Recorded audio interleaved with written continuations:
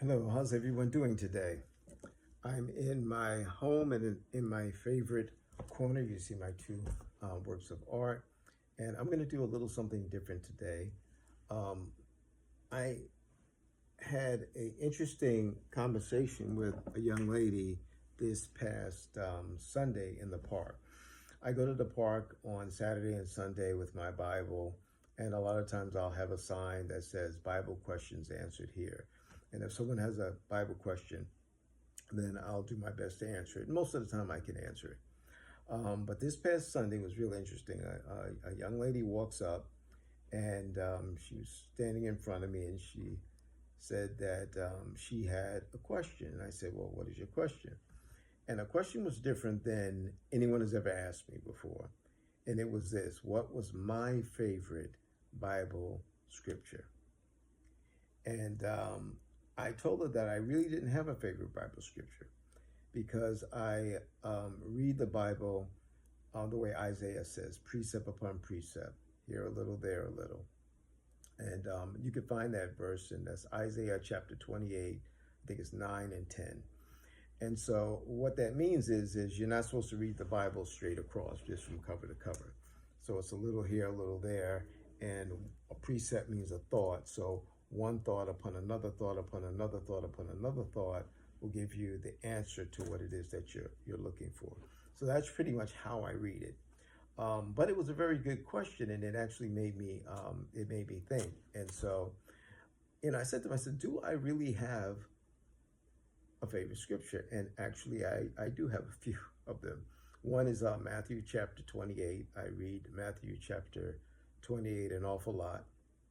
And the other scripture that I have that's one of my favorite scriptures is found in the book of Psalms. So that's Psalms chapter 45, the entire chapter.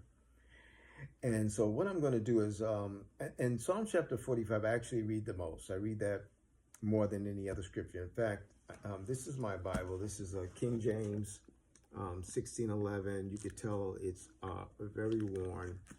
And if I would show you all the notes I have at Psalm chapter 45, I have so many notes on Psalm chapter 45 until I can't even put another note there. That's just how much of the notes I have written on that particular chapter. And I'm going to read it to you. But before I read it to you, I just want to give you a little bit of a little background. This is David writing, basically it's like a love letter to his son, who will be upon the earth during our time, during this time, which is 3,000 years later from David, okay? And also in the scripture, we have God is talking to David, telling David what his son can expect during this time. And it's really a love story. It talks about how the son finds there's someone on earth that he loves, and it's a beautiful woman, and how he's going to be exalted and grand and all this. So it's just a real beautiful love story. And so I'm going to read it to you, and you can follow along. That's Psalms chapter 45. I'm going to need my glasses to read it. And I'm going to try to read it with some of the inflections that it should have. And I'm actually going to start a little early up into the preface. Okay, so here we go. Psalms chapter 45. To the chief musicians of Sheshana, for the sons of Korah, Mishaela, a song of loves. The verses. My heart is inditing a good matter. I speak of the things which I have made touching the king, and my tongue is the pen of a ready writer. Thou art fairer than the children of men. Grace is poured upon thy lips. Therefore, God has blessed thee forever. Gird thy sword upon thy thigh, O most mighty, with thy glory and with thy majesty.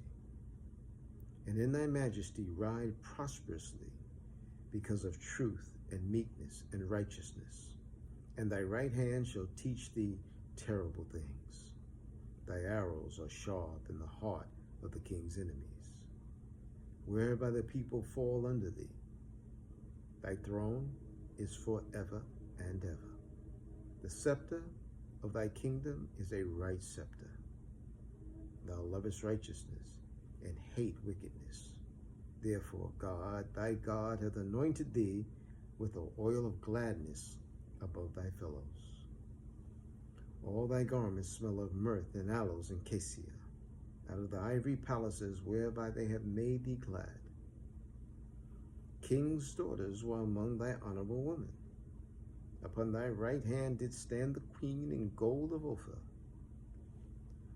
Hearken, O daughter, and consider, and incline thy ear. Forget all thy own people and thy father's house. So shall the king greatly desire thy beauty. For he is thy Lord, and worship thou him. And the daughter of Tyre shall be there with a gift. Even the rich among the people shall entreat thy favor. The king's daughter is all glorious within. Her clothing is of wrought gold. She shall be brought unto the king in raiment of needlework. The virgins, her companions, that follow her, shall be brought unto thee. With gladness and rejoicing shall they be brought. They shall enter into the king's palace. Instead of thy fathers shall be thy children, whom thou mayest make princes in all the earth. I will make thy name to be remembered in all generations. Therefore shall the people praise thee forever and ever. Well, that is such a beautiful love story that David wrote to his son. And I hope you enjoyed it. And if you have any more questions, feel free to ask. Goodbye.